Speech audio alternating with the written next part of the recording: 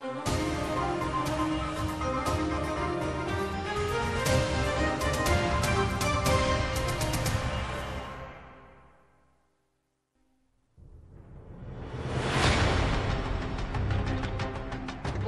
सिया फैसले का इजाफा हुआ है, ना कोई सबूत है ना कोई गवाह है, लेकिन सजा देनी थी, सजा दे दी गई। एक भी जगह के ऊपर नवाज शरीफ अपने पैसों को जस्टिफाई नहीं कर सके।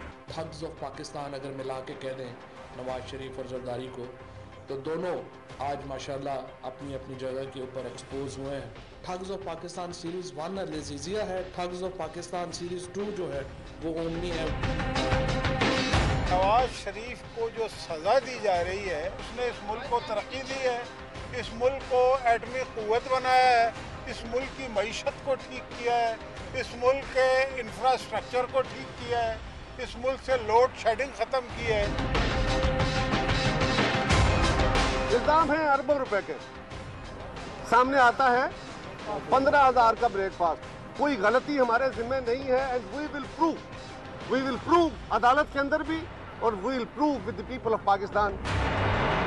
JIT ने इस वक्त रिपोर्ट की है और उसको दाद देनी चाहिए। सिस्टम क्या है सिंध के अंदर, जिसको रिपोर्ट कहती है जरदारी सिस्टम, उस सिस्टम को अयां कर दिया है कि कैसे वहाँ पे लूट घसूट की जाती है, हर ठेके के अंदर आपको कमीशन देनी है।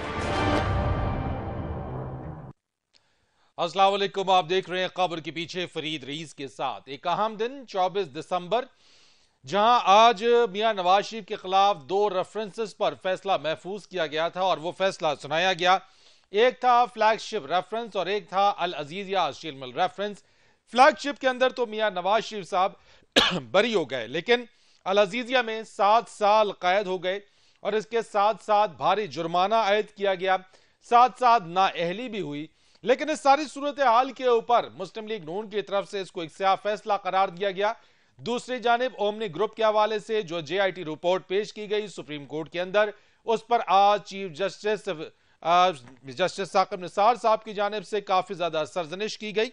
इस पर भी बात करेंगे, लेकिन इसी के साथ साथ जो आज का फैसला आया बहुत सारे लोगों के लिए अनएक्सपेक्टेड था। 50-50 फैसला रहा ये, जहां एक तरफ अगर फैसले में कहा गया कि मियां नवाज शरीफ जो है वो एक्विटल ही उनकी, या उनको छोड़ दिया गया, बरी कर दिया गया, लेकिन साथ साथ एक और चीज भी अहम है। मरियम नवाज साहिबा की ट्विटर पर खामोशी जो कि टूट गई है, लेकिन अंदाज धीमा है। क्या यह अंदाज फिर जारहाना होगा? मुस्लिम लीग नून के जानिब से हिकमत अमली क्या होगी? मुस्लिम लीग नून और पाकिस्तान पीपल्स पार्टी दोनों के आला कायदीन मुश्किल में घिरी है। दोनों का अवामी जो राब्ता मुहिम की जो बात थी वो किस तरह से की जाएगी, असेंबली के अंदर, असेंबली के बाहर भी। और इसी के साथ साथ जो बताया गया है कि जिसके अंदर अल अजीजिया स्टील मिल में नवाज शरीफ पर नैब ऑर्डिनेंस के सेक्शन 9A5 के तहत इल्जाम आयद किया गया है। इस सब पर बात करेंगे और इसी पर जो रद्द अमल है वो लेने के लिए आज मेरे साथ मौजूद हैं मुस्लिम लीग नून के सीनियर रहनुमा और साबिक वजीर आजम पाकिस्तान शाहिद खाकान अब्बासी साहब। अस्सलाम वालेकुम और बहुत शुक्रिया आपका। शाहिद खाकान अब्बासी साहब, मेरा पहला सवाल आपसे यह बताइएगा कि एक फैसले में मियां नवाज शरीफ साहब बरी हो जाते हैं, दूसरे में 7 साल कैद होती है, नून लीग आज के इस फैसले को कैसे देख रही है? तो मैं तो ज़ाती तौर पर हमेशा कहा है कि मुझे कोई इंसाफ की तवक्को नहीं थी इन मामलात में, और ये एक बड़ी अफसोसनाक बात है कि इन 2 केस बिल्कुल फ्रिवलस केसेस हैं। इनके अंदर कोई एविडेंस नहीं है, कोई विटनेस नहीं है, कोई डॉक्यूमेंट नहीं है, और फिर भी एक में कन्विक्शन हो गई। और कन्विक्शन उस केस में हुई जिसमें नवाज शरीफ साहब के जो विटनेस भी उस केस में आए, उन्होंने भी कहा कि नवाज शरीफ साहब का इससे कोई ताल्लुक नहीं है। और ये मिल उस पीरियड में लगी सऊदी अरेबिया में जब नवाज शरीफ साहब एग्जाइल में थे। इसके लिए कोई पैसा पाकिस्तान से नहीं गया, किसी पाकिस्तानी बैंक का कर्जा नहीं है, कोई डिफॉल्ट नहीं है, कोई करप्शन का इल्ज़ाम नहीं है, और इसको नवाज शरीफ साहब से जोड़ के और इसको एक रेफरेंस बना दिया गया। तो बड़ी अफसोसनाक बात है। मैं सिर्फ ये कहता हूँ कि जो मेयार आपने नवाज शरीफ साहब के लिए रखा है, ये मेयार अगर आप किसी भी ओवरसीज पाकिस्तानी पर लगाएंगे जो कारोबार करता है तो वो कन्विक्ट हो जाएगा। ठीक है, आप ये कह रहे हैं कि ये तमाम चीजें, कोई भी पैसा बाहर नहीं गया और ये सरासर जो है बेस्ड इल्जाम था जिस पर मियां नवाज शरीफ को सजा मिली। दोनों फैसले एक ही जज साहब की तरफ से आए हैं। शाहिद खकान अब्बासी साहब, फ्लैगशिप रेफरेंस में तो मियां साहब बरी हो गए, इस पर कोई खुशी नहीं है?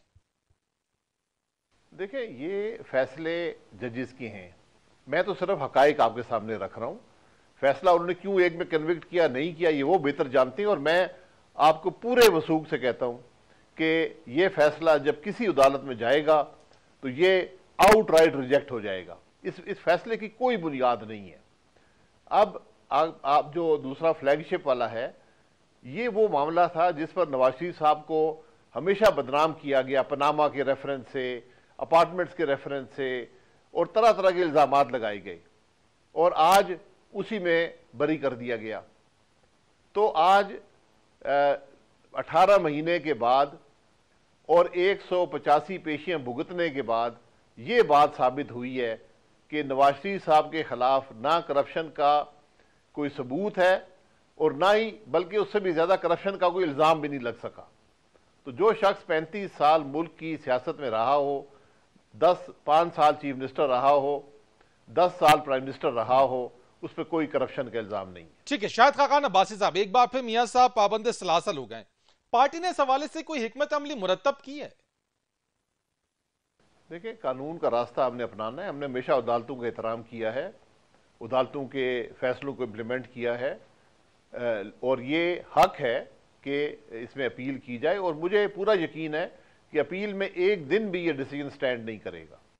अच्छा, ये आपके कहना है कि अपील में एक दिन भी डिसीजन स्टैंड नहीं करेगा। अब नून लीग की तरफ से ये जो फैसला खिलाफ आने पर तवक्को थी और ये बात ये की गई थी कि अवामी राब्ता मुहिम चलाई जाएगी, ये मुहिम कब से चलाने का इरादा है? देखिए, दो मुख्तलिफ चीज़ों को आपने मिक्स कर दिया है। जो पार्लियामेंट्री एडवाइजरी ग्रुप है वो पार्लियामेंट के हवाले से और पार्टी की तंजीम साजी के हवाले से अवामी राब्ता मुहिम, रुकन साजी, तंजीम साजी ये करेगा। उसका इस केस के लिए कोई मुहिम चलाने का फैसला नहीं है, लेकिन मुहिम चलाने की ज़रूरत भी नहीं है, क्योंकि पाकिस्तान का हर आदमी जानता है ये केस जैली हैं, ये फ्रिवलस है, इनके अंदर कोई हकीकत नहीं है, और ये इंशाल्लाह ख़त्म हो जाएंगे। हमने पहले भी ये चीज़ें भुगती हैं मुशर्रफ के दौर में, आज भी बदकिस्मती से एक जमहूरियत के दौर में भुगत रहे हैं। कोई बात नहीं, हम ये बर्दाश्त कर लेंगे इंशाल्लाह। अच्छा, शाहिद खकान अब्बासी साहब, मियां नवाज शरीफ साहब अब जेल चले गए हैं, शहबाज साहब खुद जो है वो उस कैद बंद की सोबतें बर्दाश्त कर रहे हैं, मरकजी दीगर जो क़यादत है वो भी मुकदमात की जद में है। पार्टी को फाल रखने के लिए किया क्या जा रहा है, किस तरीके से पार्टी को मोबिलाइज रखा जाएगा? देखिए, पार्टी फाल है, 85 मेंबर कौमी असम्बली में हैं, सेनेट के अंदर मेंबरान हैं, सूबाई असम्बली में मेंबरान हैं। पार्टी की अब तंजीम साजी, रुकन साजी, उसका एक प्रोसेस 1 जनवरी से शुरू हो जाएगा। और ये अल्हम्दुलिल्लाह पाकिस्तान मुस्लिम लीग नून वो जमात है जिसके अंदर बड़ी डेप्थ है, लोग एक्सपीरियंस्ड हैं, अहल हैं, और इंशाल्लाह अवाम के दिलों में पार्टी है और इंशाल्लाह पार्टी ग्रो ही करेगी। अच्छा, ये भी इतलात है कि पार्टी की क़यादत मौजूदा सूरत हाल के अंदर आपको सौंपी जा रही है, ऐसा कुछ है? नहीं, ये बात बिल्कुल दुरुस्त नहीं है। मैं ना किसी ओहदे का ख्वाहिशमंद हूँ, ना किसी ने कहा है। मेरा एक रोल है, मैं वो अदा करता हूँ पार्टी के लिए, और इंशाल्लाह करता रहूँगा। हमारे सदर शहबाज शरीफ साहब हैं, और आज भी अवाम के दिलों में जो शख्स वोट लेता है, जिसकी कदर है, जिसको लोग सराहते हैं, पसंद करते हैं, उसकी परफॉर्मेंस को एक्सेप्ट करते हैं, वो नवाज शरीफ साहब हैं। शाहिद खकान अब्बासी साहब, कई माह की खामोशी के बाद मरियम नवाज साहिबा ने ट्विटर के जरिए खामोशी तोड़ दी है। मैं पूछना आपसे चाहता हूं कि माजी की तरह क्या एक बार फिर वो उसी तरीके से फाल और मुतहरिक होने जा रही हैं आने वाले दिनों में? देखिए, मरियम साहिबा ने कभी पार्टी का ओहदा भी नहीं रखा, ना कभी पार्टी के मामलात में इंटरफियर किया है, ना सरकारी ओहदे में आई हैं, ना सरकारी मामलात में इंटरफियर किया है। उन्होंने सियासत अपनी जगह बनाई है कुर्बानियाँ देकर, और आज उनकी अवाम के दिलों में यकीनन एक जगह मौजूद है। और पार्टी सियासत में हिस्सा लेने का या पार्टी के अंदर हिस्सा लेने का ये फैसला उन्होंने करना है, और मेरा ख्याल है कि उनके लिए जगह मौजूद है अवाम के दिलों में और पार्टी की क़यादत के अंदर। अच्छा शाहिद साहब, एक और चीज है, आज के फैसले के बाद और ट्विटर पर मरियम नवाज साहिबा के धीमा जो लहजा है उसको देखते हुए यह भी कहा जा रहा है कि कोई एनआरओ हो गया, बहुत बाजगश्त हुई है, हुकूमत की तरफ से भी कहा जाता रहा हम कोई एनआरओ नहीं देंगे, हमसे मांगा जा रहा है। आप ही बता दीजिए, क्या कोई एनआरओ हुआ है, कितनी सदाकत है, और जो खबरें गर्दिश कर रही हैं, आपका जवाब इन तमाम अफवाहों को जो है वो खत्म करेगा? 0% सच्चाई है जी, ऐसी कोई बात नहीं। हमने जब एनआरओ को वक्त था कभी एनआरओ नहीं किया, अब तो एनआरओ मुमकिन नहीं है कानूनी तौर पर, तो ये एनआरओ की बातें इस तरह नहीं होती, कन्विक्शन एनआरओ नहीं होता। तो ये हम हर चीज़ में ये बातें ढूंढते हैं। अल्हम्दुलिल्लाह मियाँ साहब और ये जमात अपने असूलों पर कायम है, और हमारा सिर्फ एक बुनियादी तकाजा है कि मुल्क आइन और कानून के मुताबिक चले और तमाम इदारे मिलकर मुल्क के लिए काम करें। आप ये कहना चाह रहे हैं क्या कि इस वक्त जो मुल्क चल रहा है वो आइन और कानून के मुताबिक नहीं है? चल रहे होंगे जी, मैं तो इसमें कमेंट नहीं कर सकता, स्पेकुलेट ही कर सकता हूँ। लेकिन जो मुल्क के मामलात हमने देखे हैं तो यहाँ लंबे दौर माशाअल्लाह के रहे हैं। कुछ रवायात ऐसी बन गई हैं जो मुतसादम हैं हमारे आइन और कानून से, और वक्त के साथ ये चीज़ें ख़त्म होती हैं। तो हमें उम्मीद है कि ये सिलसिला आगे चलता रहेगा और मुल्क जो है वो आइन और कानून के मुताबिक चलेगा। खाकान अब्बासी साहब, इस वक्त मुस्लिम लीग नून और पीपल्स पार्टी के दोनों जो कायदीन हैं और दो बड़ी सियासी जमातें भी हैं, दोनों ही मुश्किलात का शिकार हैं। क्या दोनों जमातें मिलकर मौजूदा सूरत हाल से निकलने का कोई रास्ता तलाश कर रही हैं? नहीं, वे आउट की कोई ज़रूरत नहीं है, लेकिन आपने देखा होगा कि केसेस सिर्फ अपोजिशन पर बन रहे हैं, हुकूमत के किसी आदमी पर केस नहीं बना। और जो इस वक्त हुकूमत में लोग हैं, अगर इसी मेयार पर उनको तोला जाए तो आप देखेंगे कि 70% लोगों पर भी केस बन जाएंगे। तो इसलिए आज तासुर ये है कि सिर्फ अपोजिशन को दबाने के लिए केस बन रहे हैं, और इससे जो हकीकी एहतसाब है वो भी, उसका अमल भी मशकूक हो गया। हकीकी एहतसाब, हुकूमत के पास इख्तियारात हैं, इदारे मौजूद हैं, कवानीन मौजूद हैं, हकीकी एहतसाब वहाँ से होगा। आप देखें कौन से इदारे में, कौन सी मिनिस्ट्री में करप्शन हुई है, क्या करप्शन हुई है, वो केसेस बनाएं, अवाम के सामने लाएं, अवाम को बताएं कि किस वजीर ने, किस वज़ीर-ए-आज़म ने कौन सा गलत काम किया है। तो नैब जो है ये एक कोर्सिव लॉ है, एक ब्लैक लॉ है, इससे एहतसाब नहीं होगा, सिर्फ इंतकाम ही होता है। नैब का वाहिद मकसद था सियासतदानों को कंट्रोल करना, जो मुशर्रफ साहब ने किया, जमातें तोड़ी, लोगों को दबाया, काफ लीग बनाई, वो ख़त्म हो गई। आज फिर हमें कुछ नज़र आता है कि जमातों को दबाने का सिलसिला जारी है। तो इस अमल से जो हकीकी एहतसाब है वो भी मशकूक हो गया। शाहिद खाकान अब्बासी साहब, आप नैब पर तनकीद कर रहे हैं। जब पीपल्स पार्टी ने नैब कानून में तरमीम की बात की तो उस वक्त मुस्लिम लीग नून ने ताउन क्यों ना किया? हम माजरत ख्वाएं, और हमने भी इस पर कोशिश की, उस पर एग्रीमेंट हुआ, पीपल्स पार्टी भी शामिल थी, पीटीआई भी शामिल थी, ड्राफ्ट पे एग्री हुआ। लेकिन जब पनामा का केस शुरू हुआ तो पीपल्स पार्टी भी चली गई और पीटीआई भी चली गई। वो ड्राफ्ट लॉ और भी मौजूद है।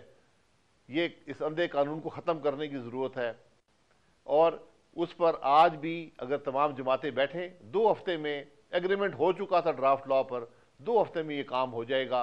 और मैं फिर गुजारिश करूँगा कि उस कानून में लिख दें कि जो माजी का कानून है वो PMLN पर उसे इतलाक होता रहेगा, ताकि कोई ये ना कहे ये अपनी जान बचाना चाहते हैं। हम जान नहीं बचाना चाहते, हमने बर्दाश्त कर लिया है। जो आज इक़्तिदार में हैं वो शायद बर्दाश्त ना कर पाएँ, तो मैं उनके भले के लिए बात कर रहा हूँ कि इस कानून को अमेंड करें या इसको ख़त्म करें। आज जो इक़्तिदार में वो बर्दाश्त न कर पाए, आपका इशारा कहीं पीटीआई की तरफ ही तो नहीं? अगर मैं समझाऊं कि उन्हीं की तरफ आप इशारा कर रहे हैं और ये कहना चाह रहे हैं कि मुस्तकबल में वो भी इसी का शिकार हो सकते हैं और इसकी जद में आ सकते हैं? जी, सब पे होगा, पीटीआई हो, पीपल्स पार्टी हो। ये कानून सियासी लोगों को बदनाम करने और कोर्स करने का, उनकी लॉयल्टीज बदलने का तरीका है। जो बात करेगा उस पर नैब का केस बनेगा, ये नैब का तरीका रहा है।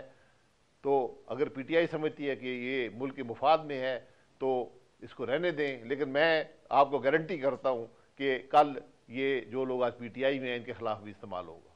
बहुत शुक्रिया आपका, मुस्लिम लीग नून के सीनियर रहनुमा और साबिक वज़ीर आज़म शाहिद खाकान अब्बासी। आज होने वाले जो फैसला, जो केस जिसका फैसला आया उसके ऊपर बात कर रहे थे और रद्द-ए-अमल दे रहे थे मुस्लिम लीग नून के हवाले से भी।